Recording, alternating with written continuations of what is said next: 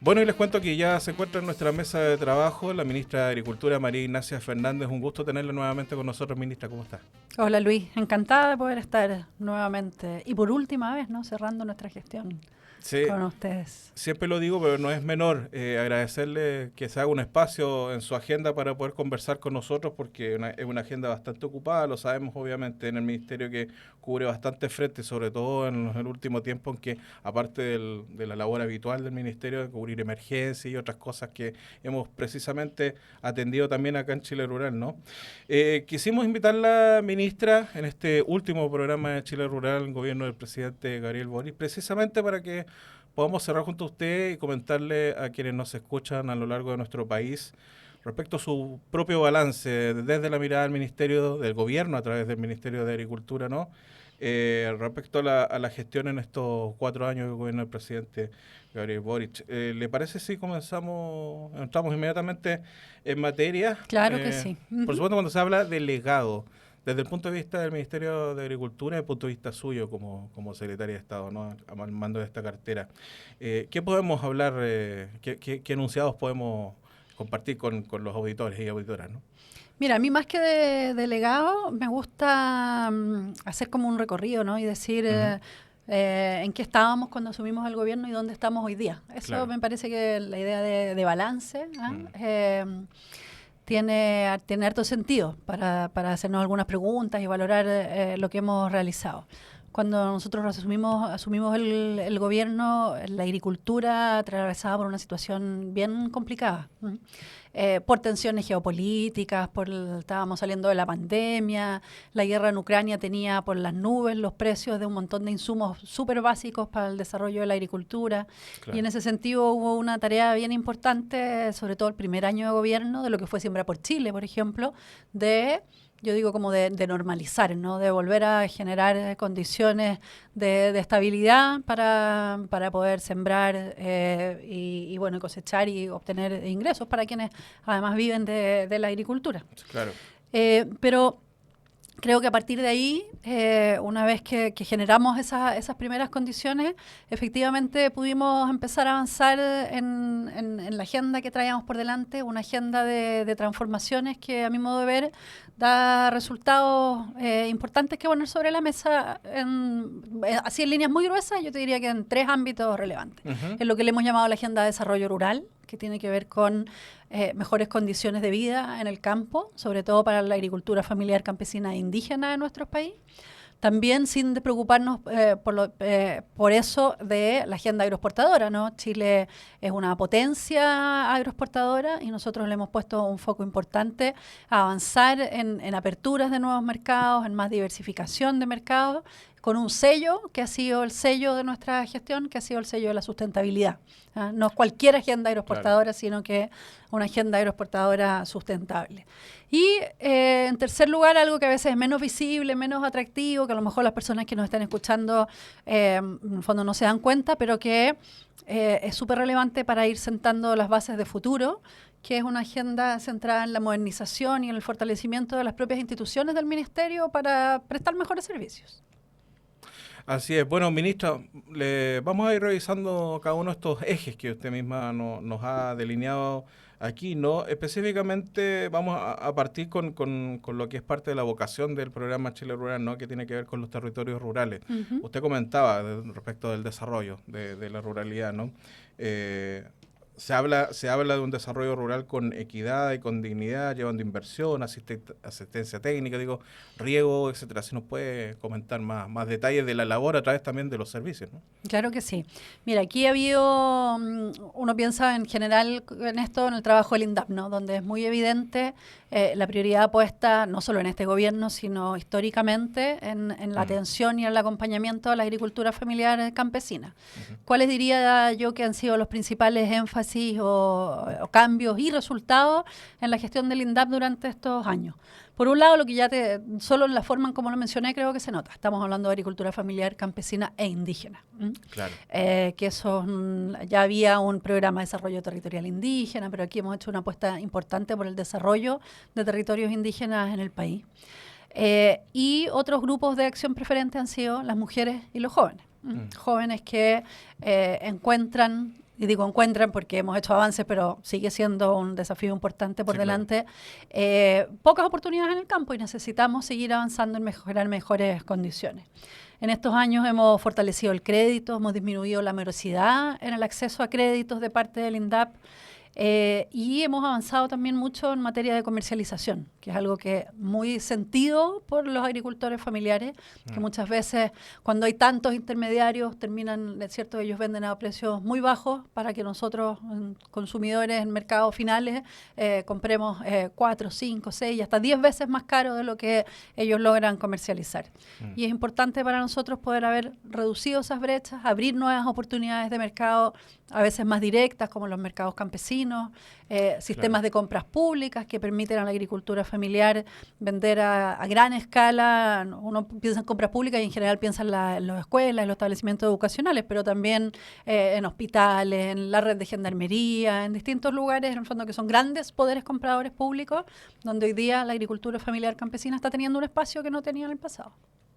Así es, bueno, recordar también en otros temas que tienen que ver con INDAP, usted lo ha enfatizado, el desarrollo sustentable, y durante estos años INDAP ha trabajado fuertemente en el tema de agroecología, y también no quiero dejar de poner en la mesa el tema de la nueva ley orgánica de INDAP, que ustedes también comenzaron a trabajar, ¿no? Así es, sí, qué bueno que plantees el foco en la agroecología, porque también muchas veces ocurre que como esta agricultura es de menor escala, en el fondo tendemos a avanzar de menor tamaño, ¿no? A mantener como mecanismos de apoyo tradicionales. Y aquí se hizo una apuesta súper importante de que no tenía por qué ser así, de que podíamos generar condiciones para la transformación de la agricultura familiar campesina a prácticas más sustentables como la agroecología. No es un proceso fácil, muchas veces los productores nos dicen, ¿y si me va mal? ¿Y si pierdo mi producción? Yo siempre lo he hecho de la misma forma y me funciona. Claro. Entonces, en el fondo, esto también es algo que requiere mucha decisión, ¿no? Decisión de estar dispuesto a correr riesgo desde el propio Estado apoyando estos procesos y, por cierto, de los productores que han decidido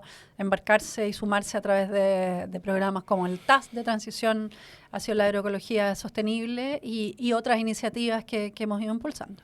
Así es, bueno, INDAP también ha trabajado en tema riego, pero el tema riego, la institución también es relevante en eso, es la Comisión Nacional de Riego, que durante este gobierno cuenta con una nueva ley de riego, que es un instrumento legal clave para el riego a nivel no solamente agro, sino que a nivel nacional. Así es. Dame un segundito, Luis, antes de comentarte obvio, sobre eso. Me preguntabas por la nueva ley de INDAP.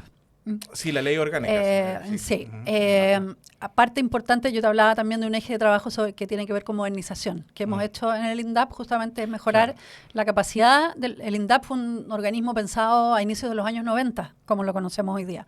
Han pasado muchos años, han cambiado las condiciones de producción, han cambiado las formas de vida, las identidades de los territorios rurales y de sus habitantes, y por lo tanto tenemos que actualizarnos también a esas nuevas condiciones, que es parte de lo que hacemos con una propuesta de nueva ley orgánica de INDAP que se adapte mejor a estos tiempos. Entonces, creo que bueno que lo planteas, porque me parece que, claro, es algo que para las personas se siente, se vive, se nota menos, pero que es bien importante pensando, no sé, cómo vamos a estar en 10, en 15 años más, el hecho de hacer estos avances hoy día para ver resultados en el futuro.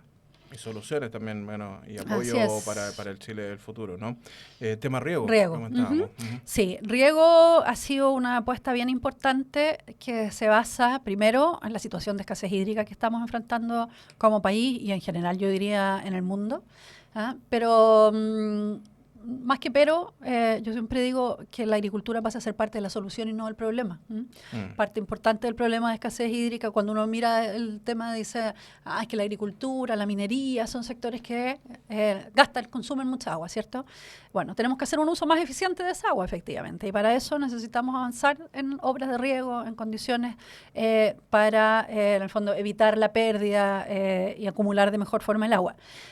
Nosotros hemos hecho una apuesta primero por incrementar la cantidad de recursos destinados a riego y por lo tanto la inversión en riego, y además hacerlo con un foco importante en productores de nuevo, agricultura familiar campesina, que normalmente no tiene acceso al riego, que prácticamente no tenían mecanismos de tecnificación y que hoy día están pudiendo hacer un mejor uso del tiempo, gestionar mejor su acceso al agua y por lo tanto también producir más, ¿no? Producir más porque en el fondo en la medida en que los campos se riegan efectivamente aumenta también la productividad.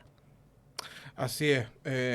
Bueno, ministra, otro tema que no podemos dejar de mencionar es el tema empleo en el mundo rural y agrícola, que también hay avances respecto a incrementos en el tema de empleo que tienen que ver con este cambio de fondo en relación a la perspectiva del desarrollo rural, ¿no?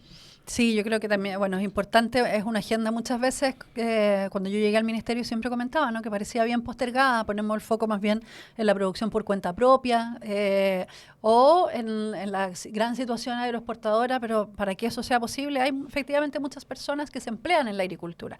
Claro. Ese es un tema que en el último tiempo ha estado bastante en la palestra a propósito del tema de los contratos de la población migrante, de si es suficiente o no el empleo agrícola hoy día existente en el país.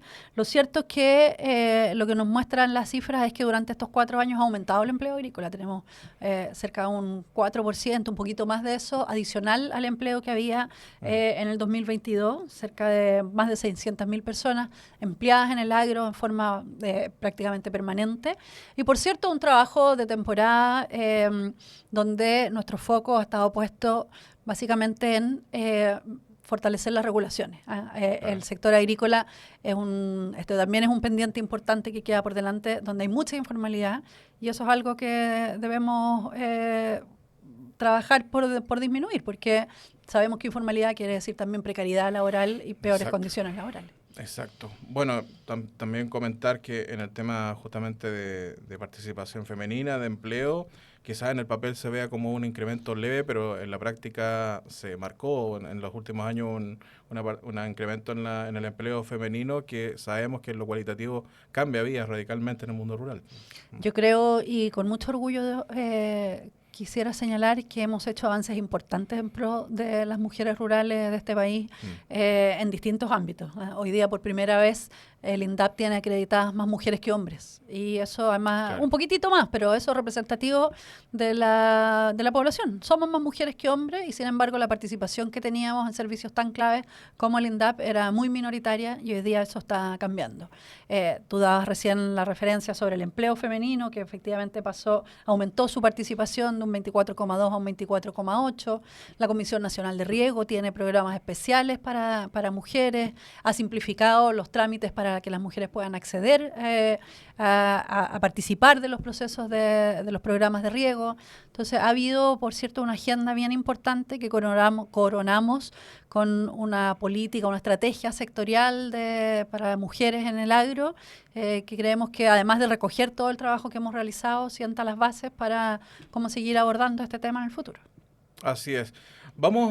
Pasemos, ministra, a otra de las vocaciones clave del sector agropecuario, que tiene que ver con no solamente alimentar a todo el país, sino que también con la vocación agroexportadora, ¿no?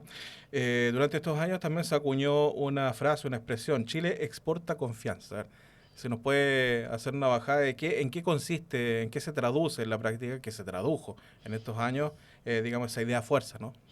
Mira, Chile tiene un prestigio y una reputación a nivel internacional por su fortaleza sanitaria, diría yo. ¿Qué quiere decir esto? Que es un país que fiscaliza, que certifica, que regula de buena forma tanto lo que envías al exterior. Los países confían en que lo que reciben de Chile es de buena calidad y por eso exportamos confianza. Y también para quienes estamos al interior del país, tener la certeza que lo que consumimos también es de buena calidad y cuenta con las certificaciones adecuadas. El poner este sello por delante de Chile Exporta Confianza justamente tiene que ver con relevar el trabajo tan importante que hacemos en materia de protección de nuestra seguridad fitosanitaria. Hemos enfrentado estos años hartas dificultades. En el 2023 tuvimos un brote complicado de influenza aviar, altamente patógena, que puso en riesgo la producción de carne de ave, de huevos. En algún momento, de hecho, vimos cerradas algunas fronteras. El 2025 hemos estado con complicaciones importantes también por algunos brotes de mosca de la fruta.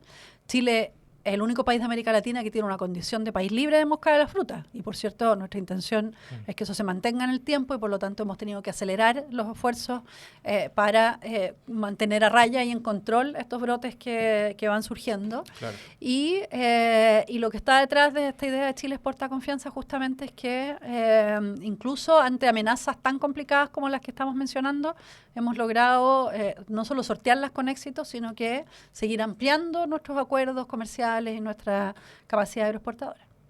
Y eso se ha traducido en la práctica, bueno, como mencionar algunas cifras, ¿no? Entre 2002 y 2025, un incremento en exportaciones de 6,5%. Hay, si no me equivoco, usted me corrige, cerca de 20 categorías de productos que marcaron incrementos importantes en este periodo. Aparte de lo que hemos comentado ya, ¿a qué se debe? Usted lo habla, en avance en certificaciones, en acuerdos, también ha habido trabajo en apertura de nuevos mercados, ¿no? Así es. De hecho, llegamos al 2024, un año récord, ¿no? Más de 20.500 millones de dólares en exportaciones del sector silvoagropecuario, una cifra que nunca antes se había alcanzado. Tú hacías la referencia a algunos productos, cereza, uva de mesa, manzana, paltas, avellanas, que han aumentado de forma importante su valor y su participación. Las avellanas, por ejemplo, que uno pensaría un poco más desconocido como producto, han crecido en un 319% en su valor de envíos al extranjero. Entonces, en el fondo, y por cierto, para quienes son productores de estos distintos rubros, implica un crecimiento importante. ¿A qué se debe? Yo creo que se debe a un trabajo muy de la mano y en coordinación con el sector privado, con quien hemos ido definiendo mercados prioritarios de destino, rubros prioritarios de apertura. Y por cierto, en el marco de ese trabajo, a una activación muy importante de nuestra red de agregadurías agrícolas, que se traduce en más de 70 aperturas comerciales. Y eso significa más de 70 nuevos productos en distintos destinos, que antes no podían ser exportados y hoy día sí se pueden exportar. Miel a Brasil, naranjas a México. Bueno, y así una larga lista de 70, ¿no? Nuevos productos, nuevos destinos. Estamos conversando con la ministra de Agricultura, María Ignacia Fernández, en Chile Rural. Ministra, bueno, vamos al tercer eje que usted marcaba al inicio de nuestra conversación, ¿no? Que tiene que ver con dejar al sector mejor preparado.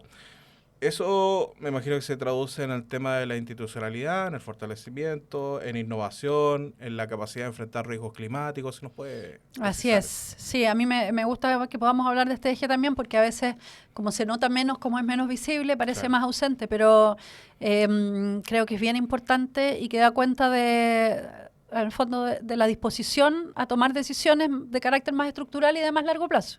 Si uno pensara exclusivamente en los términos de los tiempos de duración del gobierno, prácticamente ningún gobierno asumiría estrategias de transformación institucional porque los cambios duran más de 4 años en realizarse. Entonces, nosotros llevamos adelante un programa del que hemos hablado en otras ocasiones en Chile Rural, de modernización e innovación y fortalecimiento institucional de la mano del BID, Chile Alimenta el Futuro, que es un programa a 5 años plazo. Vamos a cerrar el gobierno con un poquito menos de 2 años de ejecución. Va a quedar una parte importante del programa para ejecutarse en el próximo gobierno y por lo tanto los resultados se van a ver más adelante, pero había que iniciar este proceso. Había que iniciarlo porque estábamos enfrentando algunas necesidades acuciosas de las que había que hacerse cargo. Modernizar el SAC, por ejemplo. Modernizar la capacidad del SAC de control de fronteras, el equipamiento de fronteras, la red de laboratorios del SAC, que es tan estratégica para lo que hemos conversado sobre detectar plagas y mantener nuestra confianza y nuestra competitividad, la capacidad de inteligencia, de análisis del SAC, de comprender estos fenómenos nuevos que están enfrentando. Se inauguró el Departamento de Inteligencia Fitosanitaria. Y de los recursos naturales. Un largo nombre, pero bien importante y muy estratégico en este escenario de modernización. El INDAP también está en pleno proceso de modernización. Hablábamos recién de la ley, pero también hemos estado actualizando sistemas informáticos que, por ejemplo, para las personas que son sujetos de crédito del INDAP son muy, muy importantes para facilitar los tiempos de entrega, los tiempos de respuesta, etcétera. Y lo que tú comentabas, Luis, sobre gestión de riesgos de desastre. el sector agrícola es un sector muy, muy sensible a los riesgos climáticos, no solo los incendios forestales, a las heladas, al exceso de agua, ¿cierto? Y por lo tanto inundaciones, a las altas temperaturas en épocas en que no corresponden. Todo esto tienen impactos importantes sobre la producción agrícola. Claro. Y no puede ser que nos mantengamos simplemente viendo cómo una vez que ocurren estos fenómenos vamos en apoyo a las personas afectadas. Tenemos que anticipar, tenemos que asegurar de mejor forma, como lo hemos hecho a través de Agroseguro, tenemos que poner toda la información que existe, climática, de los catastros frutícolas, de las imágenes satelitales, etcétera, al servicio de una mejor capacidad de anticipación y por lo tanto de respuesta a estos fenómenos que están aquí para quedarse. Claro. Bueno, vamos cerrando ya esta conversación, ministra, pero seguimos en el tema de hacer frente a los riesgos agroclimáticos. No podemos dejar de preguntarle por un tema que obviamente que es coyuntural y lo va a seguir siendo por lo menos hasta mitad de año, ¿no? Que tiene que ver con los incendios forestales. Hemos tenido, algunos siniestros importantes en los últimos meses y quería que usted nos pudiera también comentar de la gestión en terreno que se realizó a través del Ministerio, ¿no? A ver, yo también diría que es un ámbito en el que estamos evidentemente mejor preparados que como estábamos cuando asumimos el gobierno. Tenemos un presupuesto que supera en más de un 110% al presupuesto para la temporada 2022-2023. Un número, estos días hemos estado en conversaciones con las autoridades entrantes y cuando le dimos a conocer, por ejemplo, que el gobierno hoy día dispone de 77 aeronaves solo en la CONAF para el combate a incendios, nos plantearon, ¿pero eso entre el sector público y el sector privado? No, solo el sector público, además de las aeronaves del sector privado y de los propios recursos de Senapred, por ejemplo. Entonces, estamos hablando de una flota para apoyar desde el aire el combate muy superior a lo que había en el pasado. 319 brigadas constituidas a lo largo de todo el país, tanto para el combate diurno como para el combate nocturno. Que ciertamente nos hablan de condiciones muy distintas para enfrentar el combate de las que hubo en el pasado. Más comunidades preparadas, más capacidad de investigación de las causas de incendios forestales. Cuando asumimos el gobierno se investigaba cerca de un tercio de los incendios forestales. Hoy día estamos investigando más del 50% de ellos. Hay que llegar a más, al 100%, pero hay una capacidad creciente en CONAF de investigar también. Convenios internacionales importantes para, en el fondo, ir mejorando la capacidad predictiva y de respuesta en los momentos de combate. Pero, por cierto, todo esto en la medida en que sigamos enfrentando, ¿cierto? Incendios que lamentablemente sabemos que que son fundamentalmente causados por la acción humana, va a seguir pareciendo de algún modo insuficiente y vamos a seguir enfrentando temporadas incendios de alta magnitud y complejidad como nos ha tocado enfrentar. Por eso es tan importante también la ley de prevención y mitigación de incendios forestales, que apunta justamente a este ámbito que hoy día no está cubierto, ¿no? Porque los temas de la persecución penal, el combate, hoy día están bien normados, legalizados y existen mecanismos, pero mecanismos legales, digamos, para abordar los temas de prevención y mitigación solo son posibles a través de esta ley o si no dependen de la voluntad de cada gobierno de turno, que es lo que queremos evitar en el futuro. Así es.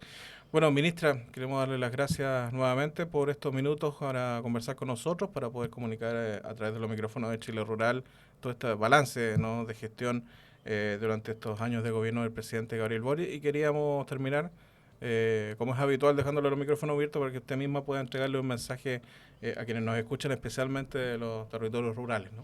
No, muchas gracias a ti, Luis. Mira, mi principal mensaje, me voy a hacer una pregunta para hacer este mensaje de cierre, que es algo que también hemos estado dándole mucha vuelta. ¿Qué es lo que le preocupa que se sostenga en el tiempo? Yo creo que hay varias de las cosas, pensando en que aquí hay políticas de Estado y esperamos que de largo plazo, que es muy evidente que van a continuar a futuro, como la prioridad en los temas de escasez hídrica o la prioridad en, no sé, en la capacidad del SAC de modernización, por ejemplo.